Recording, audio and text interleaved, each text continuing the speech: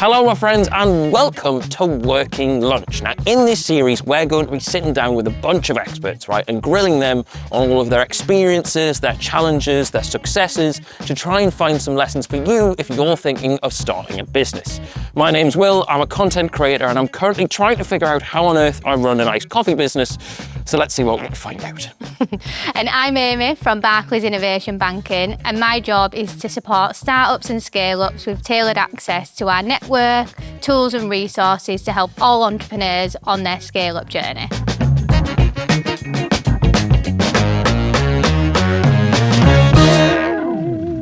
So Will, are you ready for your challenge? I think so. So imagine you were starting Rods again from scratch. Ooh. And you'd need to gather all the information that you'd need to create a business plan for it.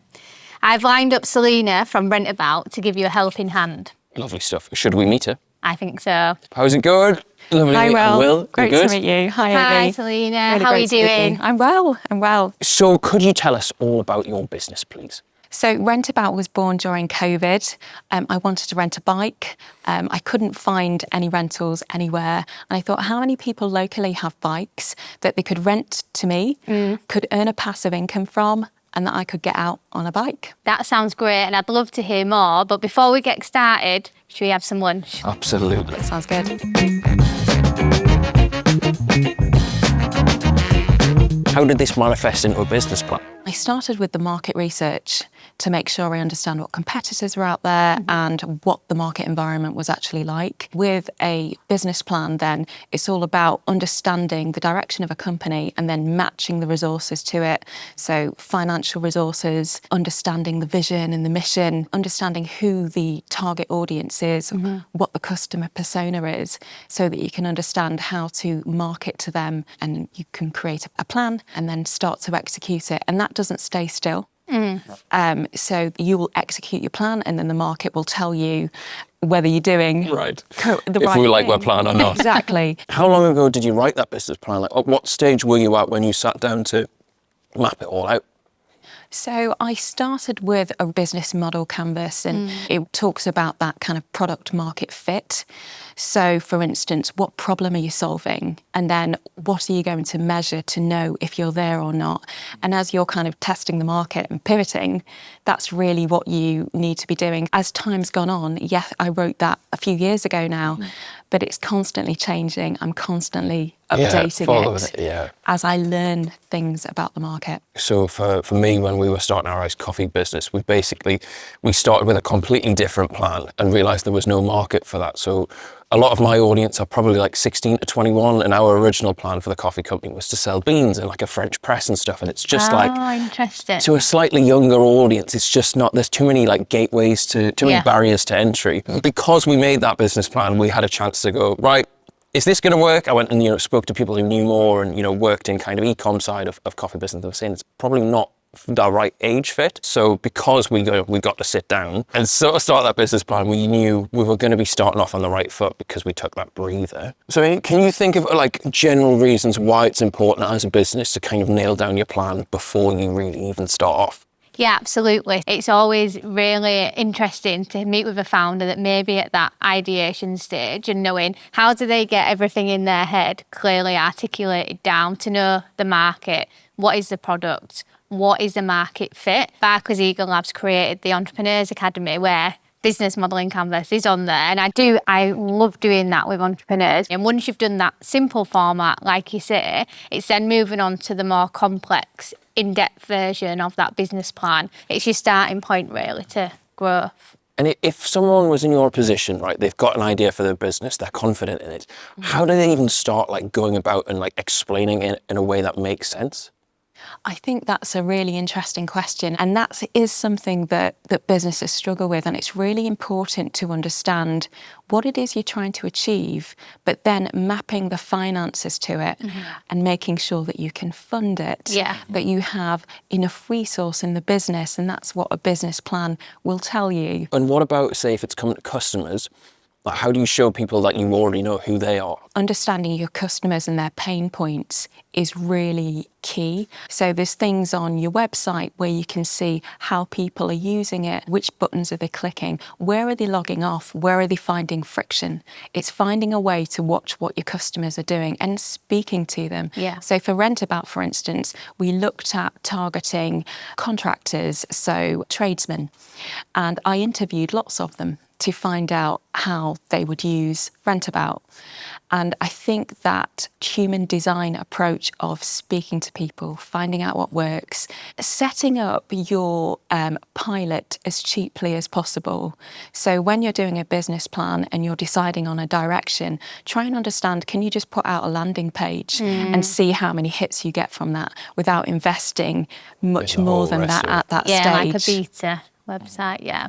And then I suppose you're learning about your customers, you're showing you understand them. I think maybe then the next different ball game is going and reaching them. Absolutely. It's all about doing your market research, but equally prioritising the different types of marketing and speaking to an expert if you're not an expert in marketing. Like, you're not expected to know everything as a founder or setting up a business. So utilising people in your network or Barclays Eagle Labs mentoring, where we have access to the 200 plus mentors and expertise. And it's an amazing resource to talk to somebody that's not linked into your business as well. I think it can be really hard to be consumed with your vision, your passion, but it's really important to get someone else's perspective as well. Totally agree. So pretty much plain sailing for now. We do have a bit of a challenge coming up though. So Okay. maybe prepare yourself for that. All right, okay, so this is bittersweet. Inside here, right, there are two dishes. One of them's bitter, one of them's sweet. In a minute, we're gonna ask you to pick one of them, right? Okay. Don't worry, whichever one you don't pick, I'll eat. And depending on which one you get, I would like you to share a bit of a business story. Okay. Let's do it. You ready? Ready, I think. Okay, they look very nondescript. I think I'll go for this one here. Okay, go on, you grab it at the same time, we'll bite at the same time. All the best. Oh, I knew it. I actually knew it. Is that curry in a donut? Oh no, that's actually horrible. That's not nice at all. Okay then, would you mind telling us a story about maybe when a business plan saved you, kind of a sweet moment? So part of the business plan is obviously marketing, and you create a marketing plan and then you understand how the market really responds. So we found with RentAbout, Facebook groups were a fantastic and cheap way to grow, but you have to be like a real person when you're posting. So we put some kind of posts up that were a little bit generic, but then we put our story up about us, and we started to storytell and talk about, you know, what started RentAbout from COVID. And that really resonated with people, and we were having like 50 people sign up. Wow. And these are on days when there's lots of other advertising, but a story and a personal story and you personally can really shine through. Honestly, I couldn't agree more with that point. I think so for my business, we're really big on like building in public and showing people every little bit, kind of pulling the curtain back. And we basically made a video showing like, this is it from the start to the idea and making the adverts and how it came to market. And honestly, that video, we got more off that video than anything else, any other bit of market. And that was kind of just documenting, like, people saw that. And as soon as I think you share the story and you bring them along for the journey, people buy into your business. And it's like, you kind of build that relationship and build that trust just by kind of being a little bit more authentic and a little bit more open. So my bitter side, I would say, of business plans was sitting down to write one and realizing I didn't have one. So yeah, having a failed business plan was a bad thing at the time, but we managed to turn it around and it ended up not so bad. So let's talk about marketing. Is that something you guys think, you know, it should be just on the founder to start with, or should we be looking for help even early doors? I think it's really dependent on the founder's skill set. So it's dependent on each individual entrepreneur business. If you're a founder that has had a previous career in marketing, absolutely. Whereas if you've not got a background in marketing, definitely utilising the network and the ecosystems around you. And also through Barclays Relationship Managers, we've got over 700 of them across the UK, and the business relationship team are really there to help you achieve like key growth milestones. So if you was overcoming this challenge of, I want to launch this new product, I don't know where to start for marketing, we'd be really supportive of connecting you into our network of experts, whether that's through the executive coaching, the mentoring platform that we've got through the Barclays Eagle Labs website, or the local ecosystem. So definitely don't overload, don't feel like as a founder you have to do everything. It's assessing your strengths and then looking out to the ecosystem and the network. But what about yourself? Is that similar for your journey? I think that's really true. I think as a business owner, you have to be really conscious of your time. And it's really important to understand where to spend that time and what activities are going to move the needle. So I would definitely say use fractionals, really understand your own strengths and weaknesses, and then bringing people in as and when you need them, managing them well, and just making sure that you're following your plan and you're staying in budget. So fractional roles are a really great way to get that talent in and like test the waters of that business plan. So if this is your next project, getting a fractional role in means that you're just paying them by the month, maybe by a certain contract time, and then you can decide, is it working or is it not? Well, we've spoken a lot about knowing what you know and knowing what you don't know. Where would you say it's best to go for answers like that? In reference to business plans specifically, there's a few different options, and all of that is accessible through a community platform. So this is the opportunity for founders to create a profile for their business or multiple businesses if you're a serial entrepreneur, and you're then able to tell us exactly what stage that you're at, what your challenges are, and then we will automatically signpost you to the relevant support. But most importantly, we've got access to our community that each individual founder. So we've got around 15,000 businesses that we've supported through Barclays Eagle Labs over the past 10 years in December.